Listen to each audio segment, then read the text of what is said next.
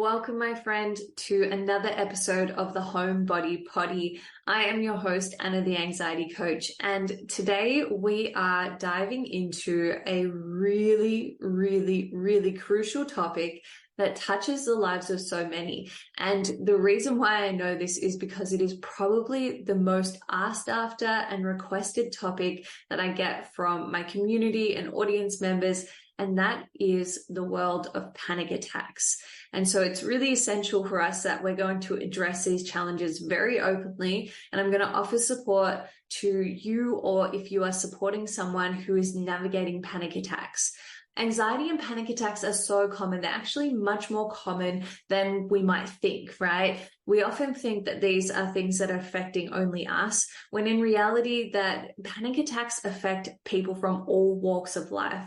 Yet the stigma surrounding panic attacks, anxiety, trauma often keeps these conversations in the shadows. So today we're breaking that and shining some light on the world of panic attacks. So the goal of this episode is very clear. I am going to provide you with practical strategies for managing and overcoming panic attacks. But first, to do that, we want to define anxiety and panic attacks and kind of draw a line between those two, because there's often a little bit of confusion about what constitutes a panic attack and what constitutes an anxiety attack. Now, anxiety attacks are anxiety in general. Sometimes it's a little more anxiety in general, but it's our natural response to stress. So when we are uncertain, when we don't have control, when we are feeling overwhelmed, and we dip into that fight or flight response, and we kind of end up in this state of worry or prolonged fear. And that state is often what we refer to just as anxiety disorder, but that is an anxiety attack when we have heightened anxiety. Now you can kind of see how anxiety might simmer away in the background. Every once in a while it might become bigger, but it's more of a slow burn within us. It's the physiological arousal of our systems to prepare us to fight off our attackers or flee from the scene. Now, panic attacks, on the other hand, are far more intense. So they're a huge spike in that feeling of anxiety. And sometimes they can feel like they come out of nowhere for no reason at all. They're often extremely overwhelming and accompanied by physical symptoms like shortness of breath, a feeling of impending doom, a racing heart rate. Maybe you have a tingling sensation in your extremities. Maybe you have loss of sensation. Maybe your bowels evacuate. Maybe you faint even to that extreme. And understanding this difference between anxiety attacks and panic attacks is really crucial for effective management and for us to be able to build awareness around our cues of when we're tipping into that state of heightened anxiety and panic. So like I said in the beginning, anxiety and panic attacks are one of the most common experiences that people will go through at some point in their life. When it comes to panic attacks, every year up to 11% of the population experiences a panic attack, and 34.2% of females aged 16 to 85 will experience an anxiety disorder in their lifetime, compared to 23.2% of men.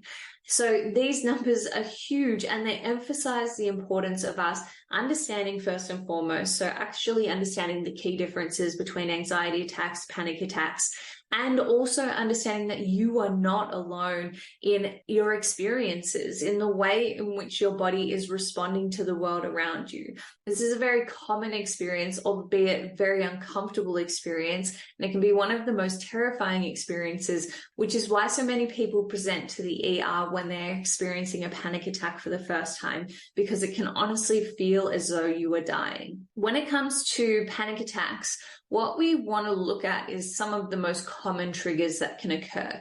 Now, anxiety and panic attacks are going to be highly individualized by what triggers them in your own life, and they can be triggered by a variety of different factors. So everyday stresses are not to be overlooked. If you are in a job and you're experiencing daily stress, maybe you've got some deadlines, maybe there's emails coming through after you finish work from the day, these things do not just disappear within your physiology. It's very, very important that we pay attention to the baseline level of stress that we are under, because what happens is our body is designed to move through these natural stress response cycles. So for example, when we face a challenge or a stressor, our body goes into this state of arousal, and what it does is mobilizes us for action. So it wants us to take action on something. And now normally that is a physical movement, so fighting or running away. And when we kind of move that into the context of day-to-day life for everyday people, when we receive an email that sets our heart racing and causes this stress response, our first response is not to get up from the desk and run away, even though that might be what we really want to do. And it may not be to go into our boss's office and fight them off. But instead, we kind of quell this underlying stress response to the point where we kind of nicely respond to the email instead. And then we go home and we forget about that stress response that occurred within our body. But like I said, these stress responses do not just disappear.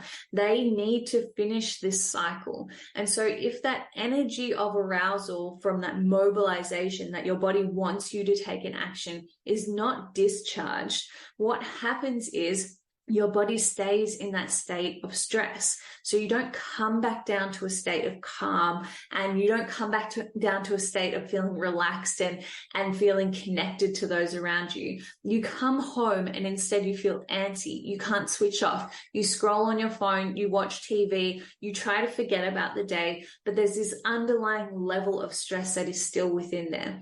Now, if you think about how many times that happens to you throughout the day, it is insane how many times we become triggered, or we are triggering a stress response and we are not attending to these stress responses and completing them in a natural sequence of events. So what we really, really need to understand when it comes to everyday stresses, we might look at them as minor inconveniences or just as a part of life, but they are extremely, extremely important when it comes to managing and dealing with panic attacks. So that is everyday stresses. Obviously, they can impact the way in which we feel panic, especially if we are experiencing lots of different stress response cycles that are unfinished and we're creating this buildup of things in our life.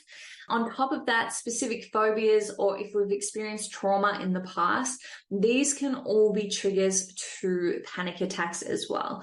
So the better that you can recognize what it is physiologically, mentally, emotionally that is going on for you in a broader context of panic attacks, the better you are going to be able to identify and recognize your triggers for your personal self. Because if we don't look at it at this broader context and we're simply looking at what happened just before a panic attack, we're not truly taking in what it was that actually triggered this panic attack. Because what we often see is people can't identify what the trigger was for a panic attack, when in reality, their body is already functioning at this higher level of arousal. And then it's just the last straw that gets pulled out. And that is when we move into a state of panic. So I want you to look at your life in a broader context to kind of evaluate and audit what is going on for you and how you are kind of attending to your stress response cycles, as well as maybe if you have a specific phobia or traumatic experiences that your body might be replaying in that moment when you are dipping into that state of panic.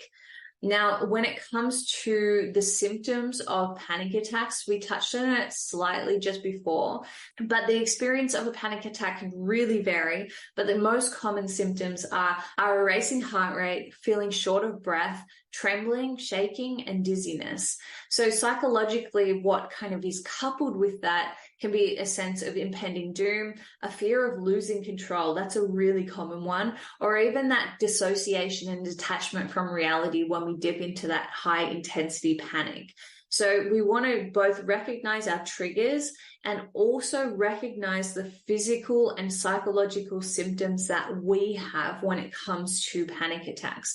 Now, for you, you might experience a trembling or shaking prior to your racing heart rate, or vice versa, for example. So if you can kind of pinpoint what that first physical manifestation of panic is for you, then you're going to have a really, really easy time down regulating that sense of panic and down regulating that heightened state of arousal much more easily if we're kind of realizing in retrospect that our body is in this state of high arousal. All right, so now that we have gone over the common triggers and symptoms of panic attacks, we want to really understand how the functionality, the what to do, and why to do these things that can help you take really proactive steps when you are in the state of panic. So you have noticed what your kind of triggers are, you've noticed what your symptoms are, you've looked at your life at a broader context, and understanding these indicators is the first step to what I'm going to give to you next. So don't skip that step, because like I said, it's really going to facilitate you being able to actually take action. Instead of trying to put out a fire that has spread to a whole house, you can put out a fire that has just kind of jumped out of the hearth or something like that instead. So it's much more manageable when you can start to notice these smaller incremental changes in your physiology, as opposed to when your whole body is in this state of panic and arousal and then trying to down-regulate yourself. That's much harder to do. So first and foremost, what I will say, no matter what, everything that I am sharing with you, what is going to be best for you and best for everyone when it comes to actually integrating processes, techniques, and ways of kind of moving through different states of arousal like panic, is that you need to start doing these things outside of a state of panic. So the reason why we want to do it when we are not in a heightened state of panic is because when we are calm or calmer than usual, our mind and our body are working in more synergy to actually learn. And when we can actually learn, we can integrate what it is that we are doing so that when we are in a state of heightened arousal, it is much easier for us to access those tools and resources that we have learned previously. You don't want to be trying to learn something new when you are in a state of arousal, because the fight or flight response and that sense of panic is not a state in which your brain and body are open to learning. It is a state of survival. And so we have to do these things outside of that heightened state of arousal so that they become more accessible for you as well. All right. So the things that I'm going to share with you are really, really helpful for in the moment with with panic attacks, but you want to start to use these tools outside of state of panic too. And you can make a panic attack toolkit that you can take with you no matter where you are, because all of these resources that I'm going to share with you are portable as well. So the first one is sour and salty. When you feel the onset of panic, or like I said, outside of state of panic, what you want to do is activate your salivary glands. Now, we can do this with sour, salty foods, such as sour lollies or salty chips or strong flavored gums or mints. But probably the most portable way that you can do this is to imagine yourself actually biting into a lemon. Now, as I am doing that, my mouth automatically starts salivating, because this idea of something so acidic happening within our mouth automatically causes us to salivate. Now, the reason why we want to start salivating is because when we enter into the fight or flight response, salivation is not a priority, right? We don't need to chew and eat food when we are fighting or fleeing from our potential threats and dangers. So when we can kickstart the salivation process within our body, we send this feedback bottom up, so from our body to our brain, to start to down-regulate that fight or flight response. And when we start to swallow, that also activates our vagus nerve as well. Now, your vagus nerve is part of your ventral vagal parasympathetic nervous system. And by activating salivation, we activate our vagus nerve and this ventral vagal system, down regulating activation of our sympathetic or fight or flight system. So the most simple thing you can do is to imagine yourself biting into a lemon, but it is always handy to have something in your bag or in your wallet that you take with you as well, just as a backup. So sour lollies or chewing gum are going to be your best bet so that you can kickstart that saliva production. So that's number one, sour and salty. Number two is cold exposure. Now, most people, and I can't stop talking about cold exposure because it is functionally one of the best things that you can do when it comes to retraining your sympathetic nervous system and strengthening your parasympathetic nervous system. When it comes to panic attacks, you might be thinking, Anna, when I splash cold water on my face or put it on my body, that makes my heart rate increase. And you are absolutely correct. When we expose ourselves to cold water, especially on our face, this activates our sympathetic nervous system. So we have this huge spike in our sympathetic nervous system. But what happens is, especially when we have cold water on our face, just above our kind of nostrils and on our cheeks, then this activates our mammalian dive reflex. Now, our mammalian dive reflex is kind of evolutionary system that humans have evolved with in order to survive when we get dunked underwater, right? So when you get dunked underwater, you kind of automatically hold your breath and kind of close up your mouth so that you're not taking in liquid into your body and then drowning.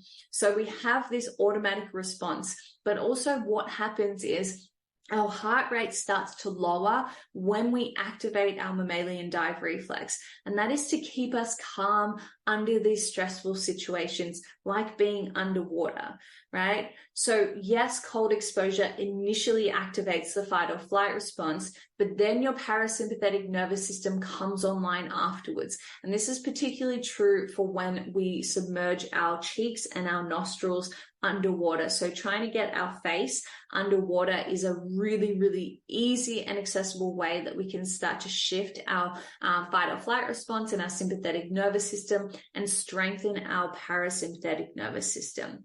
Your vagus nerve also runs through your face and your wrists. So focusing cold on these areas activates your vagus nerve as well. And if you really want to combat panic attacks in the long term, I cannot highly recommend enough having cold showers at the end of your regular showers, in the morning especially. And this is really going to expand your nervous system and reduce that fight or flight activation. They've done really beautiful studies on this over the length of 30 days. When you are exposed to colder temperatures, this really does start to down-regulate and quieten that sympathetic nervous system and strengthen your parasympathetic nervous system.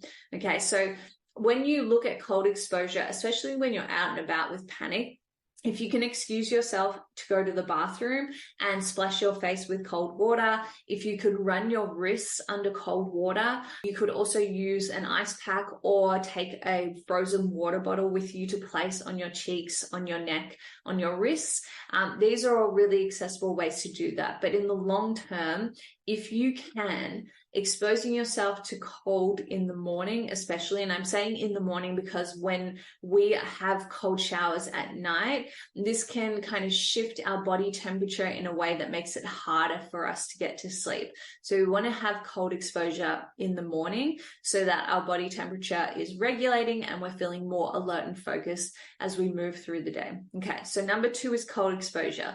If you can, freeze a water bottle, take it with you, excuse yourself to the bathroom, have cold showers every single day if you can. Now, third up, we have something called proprioceptive sensory input, which is a bit of a mouthful, but it is basically essentially how your joints and muscles understand where our body is in relation to our surroundings. So for example, when you go to sit on a chair and you kind of intuitively know how far away that chair is from you, so you can sit down on it without falling on the ground, or if you reach to get a water bottle from a shelf, for example, you know where that water bottle is going to be. You're not just like smashing your hand into the water bottle or missing it completely. Proprioceptive sensory input is how our body understands where it is in relation to our surroundings.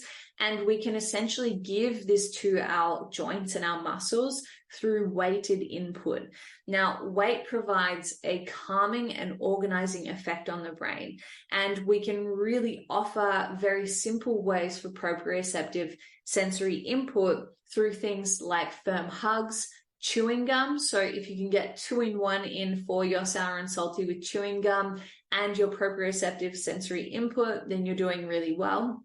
Massages, yoga, stretches, weighted blankets, vests or eye masks, lifting weights and heavy objects. Again, something that you probably want to be doing more regularly on a day-to-day basis if you are someone who experiences panic attacks.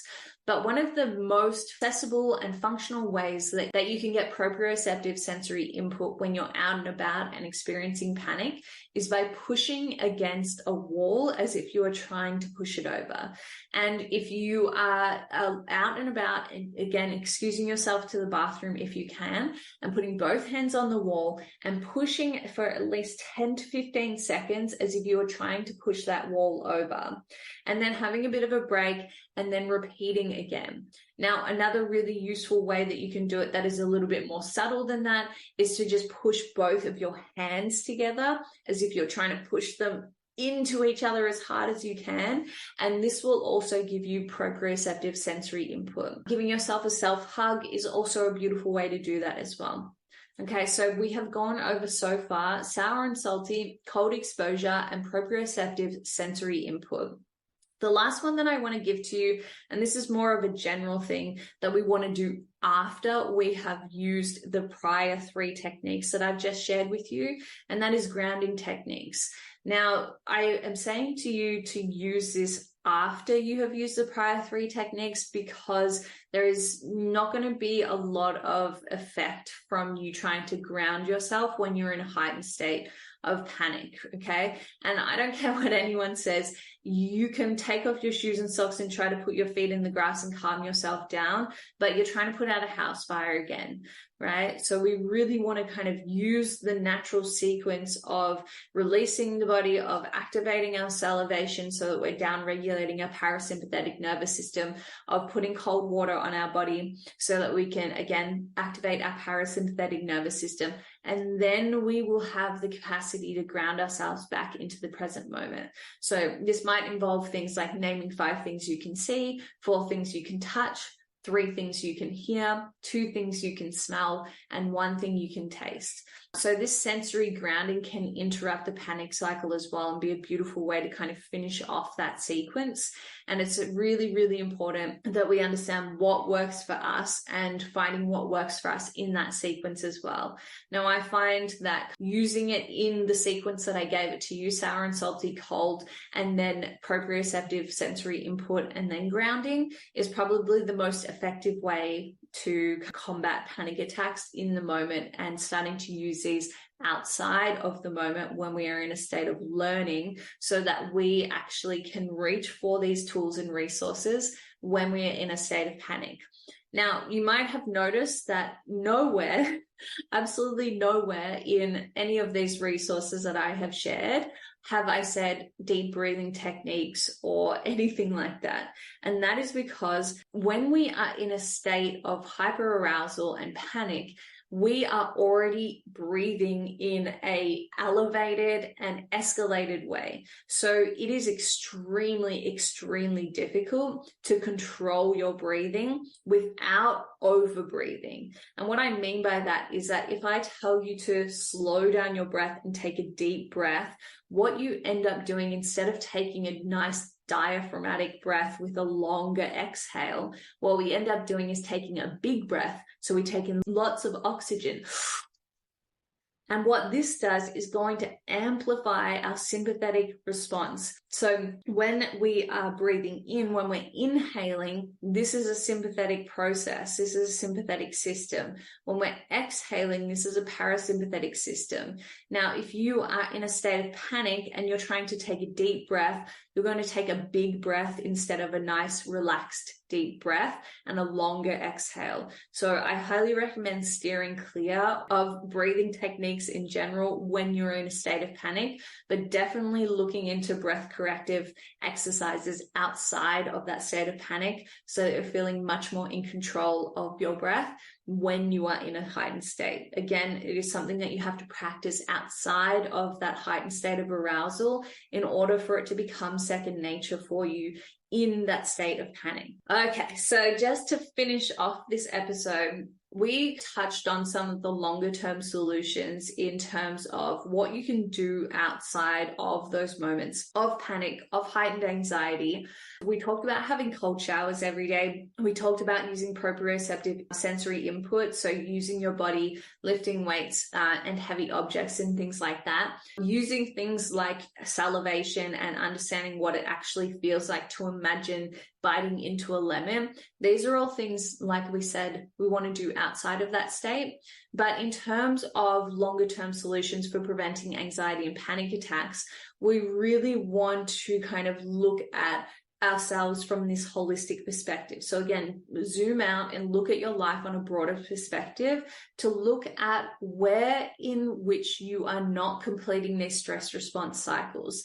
Now, panic attacks are a manifestation of all of these unfinished stress response cycles. So we need to start to attend to them in a methodical and nurturing way each and every day if we can. And that includes releasing, regulating, and reconnecting. So releasing is a form of movement. How can we release this charge of energy that our body is wanting us to move? How can we use this mobilization energy from that fight or flight response, from that stress response, to release it, right? So is that shaking your body out? Is that having a boogie each night? Is that moving or going to gym class? Or what does that look like for you? Exploring that and actually looking at that to find what works for you and what works for your body in terms of release. Now, regulation is where we want to kind of strengthen our parasympathetic nervous system. So this is where you can start to practice your deep breathing exercises and breath correction exercises.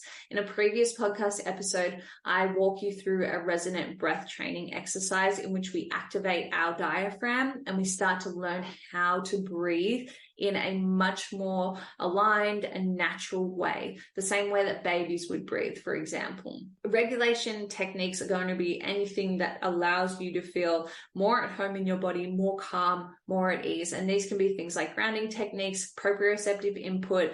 It can be self-care activities, so creative outlets, art therapy, all of those different things are going to be regulating resources. And then thirdly, we want to look at reconnection. So reconnection is a reconnection to yourself and a reconnection to others around you. So on a daily basis, how are you reconnecting to yourself and how are you reconnecting to other people? And what does it actually mean to reconnect with yourself? So looking at things that make you feel, again, at home in your body. What makes you feel that warm, fuzzy feeling? Is it spending time with yourself doing something that you enjoy? Is it making yourself good food? Is it calling up your friends and having a group chat? Is it hanging out with your significant other?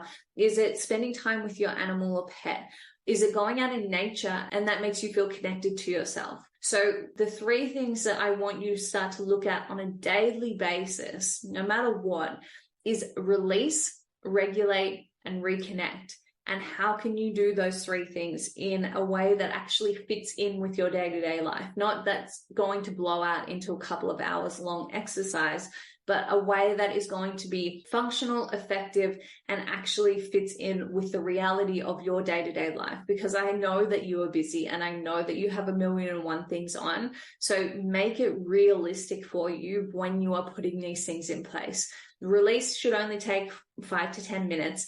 Regulation techniques, again, can take under 5 minutes. And then reconnection can take 10 minutes as well. So that's half an hour in total for allowing your body to move through this natural process for releasing, regulating, and reconnecting. So now I want to invite you to share your experiences when it comes to panic attacks. Maybe you have something that works really well for you, or maybe you have a question that you want to ask me. Don't be shy and be sure to reach out to me. You can talk to me on Instagram at Anna the Anxiety Coach, or you can send me an email at support@annatheanxietycoach.com to share your feedback, to share your experiences, to ask your questions, and I can support you there as well. Thank you so much for tuning in to today's episode, and I hope that you have taken away some really functional and effective tools that you can add to your toolkit for navigating panic attacks. I hope that you have enjoyed this episode. Be sure to leave a rating and review if you have, and check out the Vagus Nerve Reset book for more in-depth information as to how you can move through these 3 phases of releasing, regulating, and reconnecting as well. I can't wait to see you in the next episode.